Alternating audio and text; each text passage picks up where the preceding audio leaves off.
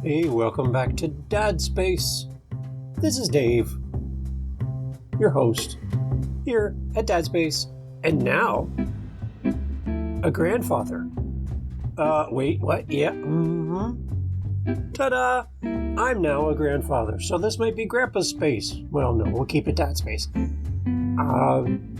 Delilah was born on Monday at about 3:49, 3:59, somewhere around there. 8 pounds, 10 ounces. My wife knows all the numbers. I'm just there for entertainment purposes.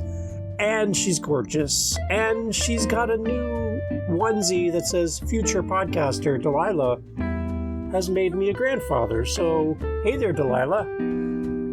Happy to have you here now, and now I'm a grandfather, and I'm glowing, okay? I'm glowing. Welcome to Dad Space. I wanted to share with you an episode where I was on another podcast, called the Get Real Parental Coaching podcast. I was a guest talking about what it's like to be a new dad and now a new grandfather, and I wanted to share with you here on Dad Space. Are you ready? Okay, here we go. Hi everyone, you're through to Get Real Parental Coaching podcast and you're listening to your host Sandra Trew. So today I've got David Campbell. He's got so many fingers in his pie. He's literally got 6-7 podcasts going on. Absolutely crazy. But more importantly, he is a dad. And that is why we're here to talk about his journey and just see if any of the listeners can resonate with anything that he's saying when his children were small. So let's welcome Dave onto the show. How are you, Dave?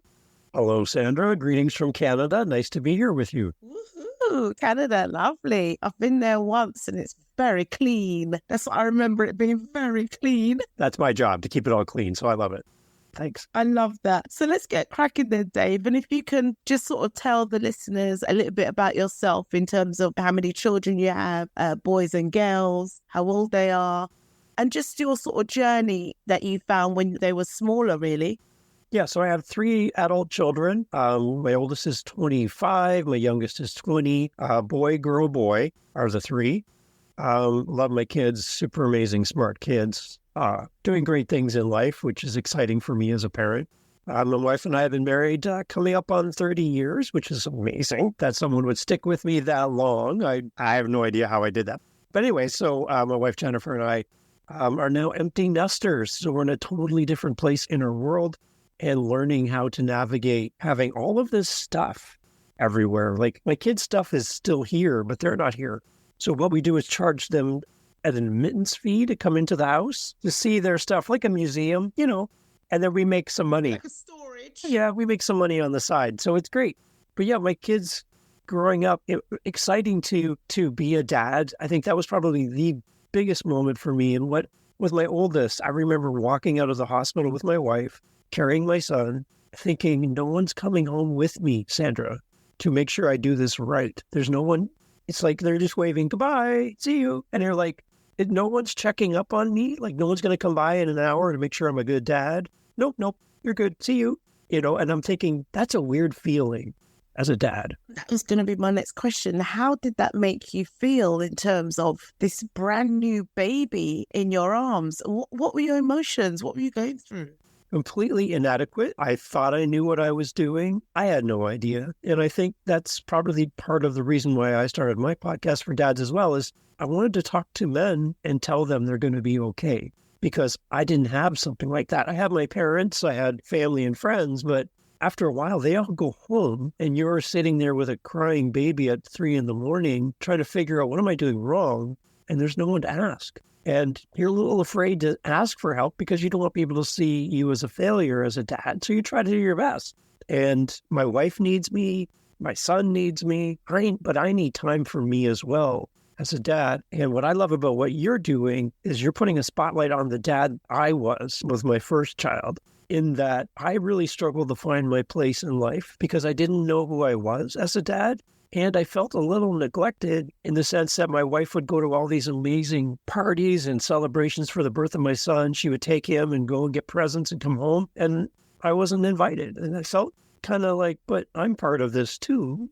Like, I want to celebrate. But again, there's no guys there. It's bunch of my wife's friends, but at the same time, the guy friends, they weren't doing anything to celebrate. So I felt a little left out that I wanted to be part of that celebration. So I just want to reach out to men like you're doing and say, listen, there's a spot for you in all of this, and you really do matter. And we want to shine a light on you and how great you are as a dad. Because even though you don't know what you're doing something great. So keep doing that. Absolutely love that story. And you're so right in terms of there's no manual, and even if there are books, you could read as much as you like, but they're not going to give you the real story, the real feelings. You know, it is something you sort of have to almost experience on your own, but it's the support. Where's the support network?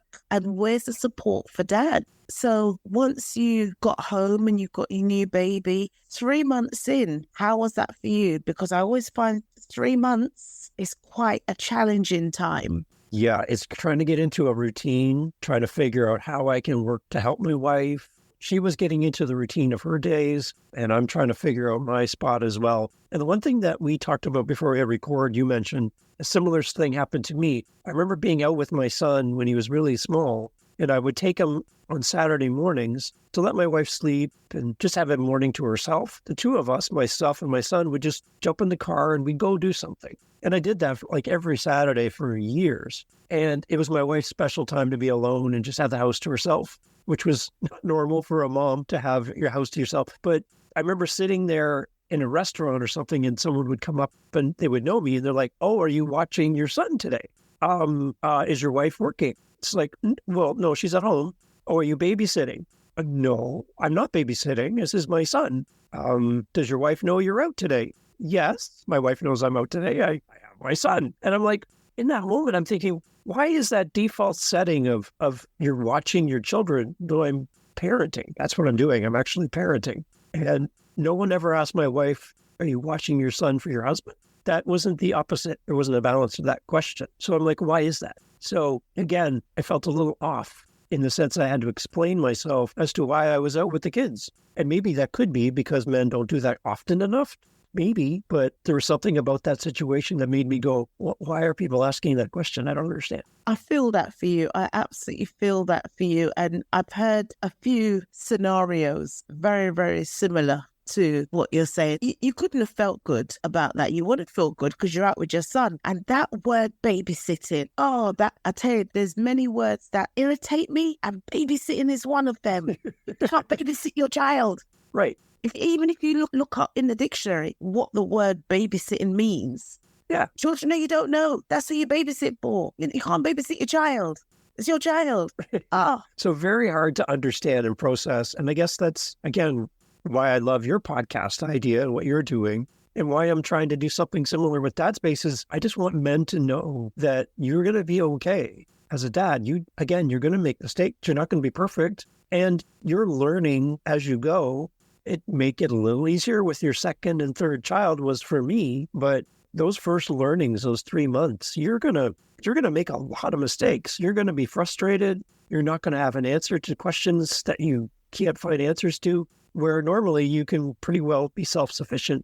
You're not self-sufficient anymore because you have this new life. And for me right now, I'm on the verge of moving from a dad to a grandfather, which is weird for me. My youngest is going to be having a child in the next few weeks. And now I'm having that same feeling again of inadequacy. My wife is excited. She's going to become a grandma. She's nesting. I've got baby stuff now everywhere. I'm like, what are we going to do with all this stuff? Oh, we need a stroller. We need a crib. We need a thing. I'm like, oh my gosh, where are we going to put all this stuff? And I'm sitting here in the corner going, what about me? And it feels weird to be a little selfish, to be honest. But I don't know my role as a grandfather to be. And I feel like I'm reliving the very first birth of my child 25 years ago.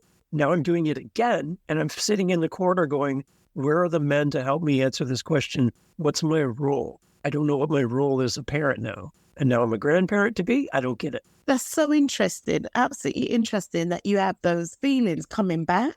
When now in this day and age, there should be loads of support hitting you left, right and center. So as a grandma myself, I can tell you, it is wonderful. It is wonderful.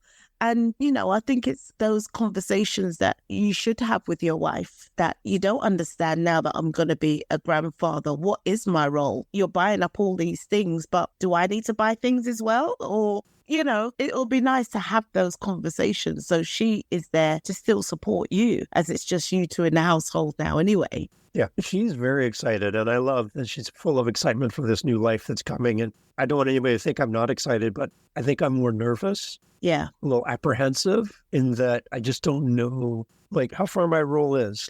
What does my son need? And it comes to a conversation, I know, but what does my son need from me, and what does he not need from me? How do I stay out of the way, but be involved? Yes. That balance between the two is what I'm dealing with right now.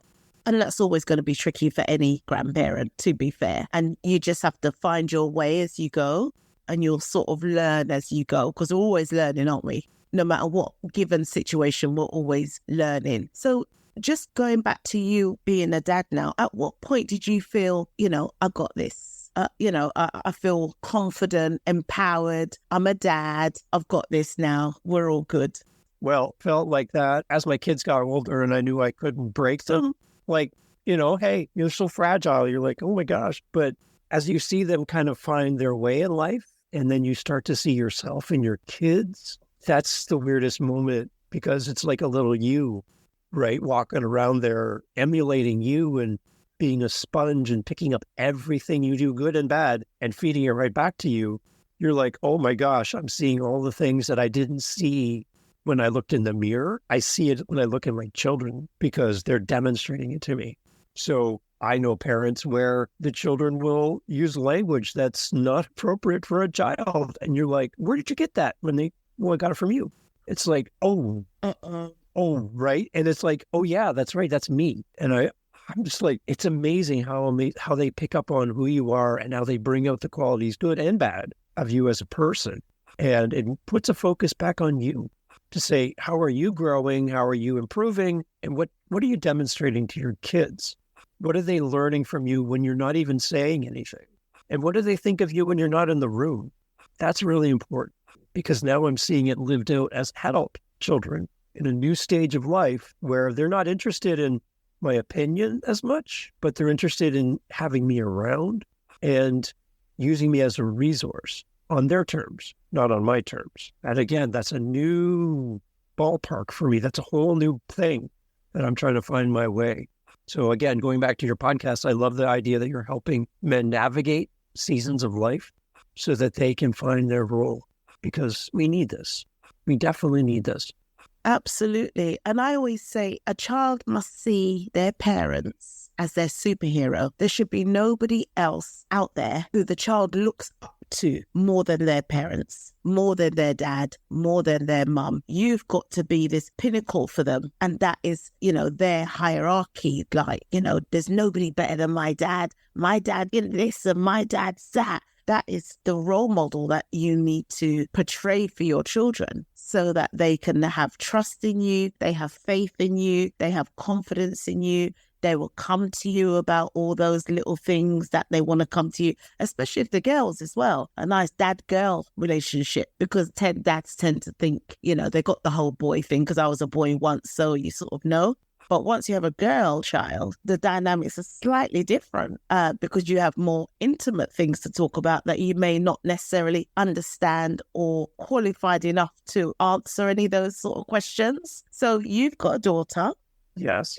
So tell us about that. If you experienced those teenage years, those menstrual cycle years, how did you get involved in those? Yeah. So for me, I remember when my daughter was born, taking her out of the room, and all the family gathered around, and I went for a walk with her down the hallway. She's only like a day or two old, and I'm just going to go for a walk, a daddy-daughter walk. And I just remembered just that overwhelming joy in my heart for her, in that I had now a boy and a girl at that time. And that's, for me, I felt like I was a millionaire that I had her, right? And so growing up with her, it's funny, my wife wasn't allowed to do her hair. I was the only one allowed to do her hair. So it'd be like, no, dad, no, mommy, daddy only, daddy, please. So that was my job. For some reason, I inherited that. And I'm not good at hair, just so you know. But that was my role. She wanted me to do her hair. So we had a great bond growing up. And I think the biggest thing for me was she would sit with me in my chair and just kind of snuggle up on me when she was little and fall asleep on me and all that. And she did that right into like high school. She would like just plop herself down on my chair with me and just kind of snuggle in, right? And I can remember those days like they were yesterday, but then there was a point where they just kind of stopped. And that was sad because you knew that was the end of that chapter, that we would be snuggling on. And again, when she's 18, snuggling with her dad's not cool anymore. But when she was little, that was like my moment with her. And, we could just sit there and not even say anything, but that was our time. And I think that was one of the things that she had growing up, that she knew she had that time anytime she wanted. So that was really special for me. Lovely. I love that. Absolutely love that. She will always remember those. And I always say to my clients as well, create memories, create positive memories, because us as adults, we think about our childhood and were they happy ones? Were they sad ones? What could have been different? Now that I'm a parent, how can I change that for my children and create positivity for my children? So you've got 3 children. So once you have 3 children, the dynamics within the household completely changes. So once you had your 3rd child, how was that for you as a dad of 3? How did you feel like you managed that? Well, when we got to the third child was a boy as well. So then we were outnumbered as parents.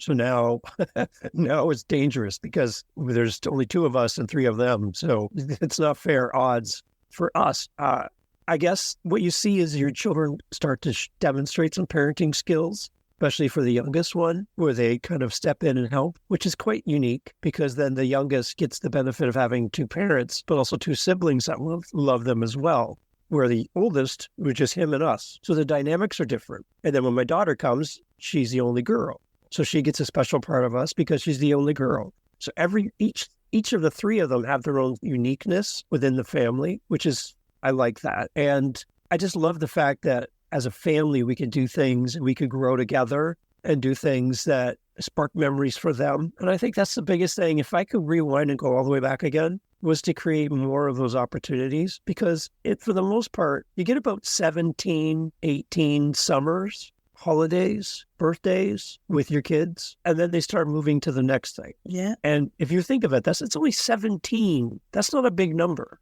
before they start exercising their muscles and pull away from you as a parent.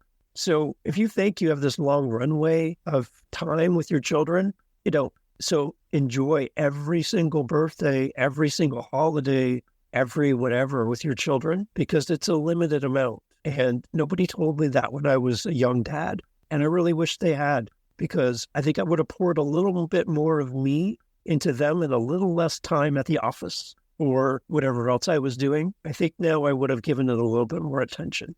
It's interesting though, Dave, because it's one of those things where when somebody tells you something because they've got more experience over you, how much of that would you take in? Now that you're older and you've got more experience on your side, you can give that knowledge down to the next person, but how much of that do you feel like they will take in and listen? I just think it is about what happens, and it's all about sort of wishing you had done things different and, the shoulda, coulda, wouldas. Right. As I say, sort of thing. But life is what it is. You still have 3 beautiful children. You still parented, they still love you. You still love them. You're still in communications with them and everything. And that's going to be the most important thing, that there's still so much love between you and your children. Yeah. I think if there was podcasts back when I was a young dad, I would be all over them. Yeah. Because I could have you in my ears, encouraging me, like your show, bringing on great guests and learning from them. And I think there's a line that I love, that there's wisdom in the counsel of many,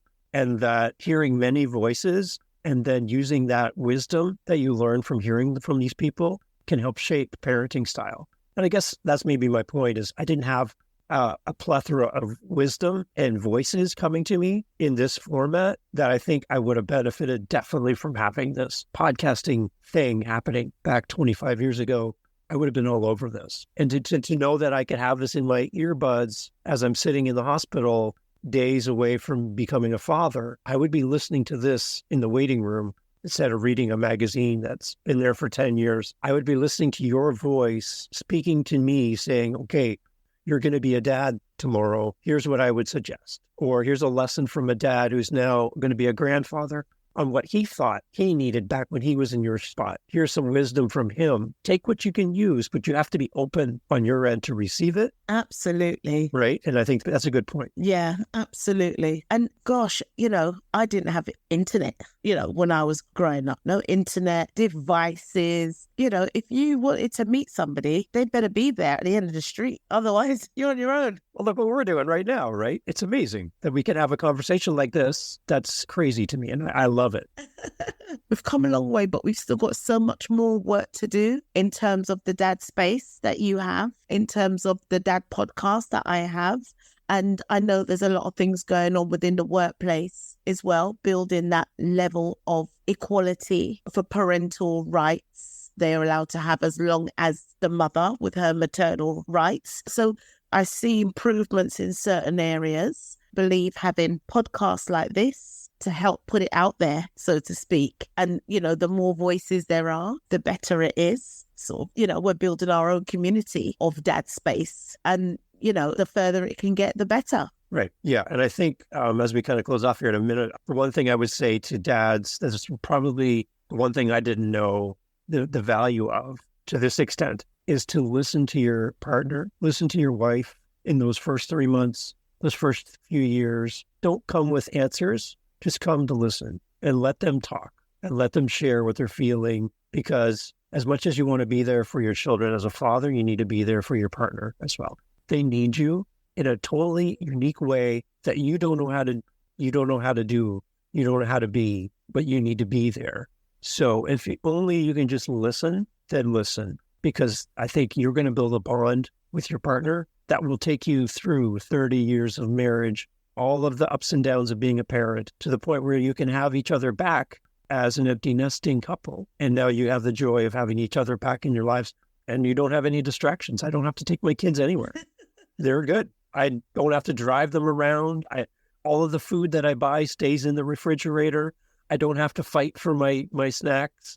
They're all here, and it's awesome. It's so good. So build that relationship from the beginning, pour into your partner, be there and listen, because, again, they need you, but you need them as well. So just remember that. Dave, I couldn't have put that better myself. So thank you so much for your words of wisdom. Thank you very much for jumping on this podcast. It's been a pleasure. I've absolutely enjoyed it. I love that. And where can people get hold of you, Dave? The best place I would say is to go to dadspace, dadspace.ca, because I'm in Canada, dadspace.ca, and you have links there to the podcast. And I think I'm going to have this great podcaster come on there sometime in the future named Sandra. So make sure you look for that episode for sure and give that a lot of love, because I'd love to have you on my podcast as well. Absolutely. Thank you very much. I would love to come on. So I'm going to put the show notes below, all your details, so people could just click on the link and they'll find their way to you. So thanks again, and thank you for listening, everybody. Hope you got some takeaways from the show, and I shall speak to you soon. So there you go. That's me on the podcast. I don't get to do a lot of podcast guesting. I really do enjoy guesting. It's fun for me to do that and get on and be in the passenger seat. It's really fun. So if you have a podcast and you're looking for a podcast guest, please let me know. I'd love to come on and help you grow your podcast and be a part of the conversation for your show. More information on DadSpace at dadspace.ca. And yes, as of recording now, I am now officially a grandfather, and recorded that episode you just heard a couple of weeks ago. And it is exciting to sit in the hospital and hold your new granddaughter. Pretty exciting. A once-in-a-lifetime opportunity to do that for the first time. So thank you for all the comments and messages on social media. Appreciate that. And more great Dad Space coming up soon right here on Dad Space. Visit dadspace.ca for all things dads. Thanks, everybody. Take care, and welcome to the world, little baby Delilah. Take care.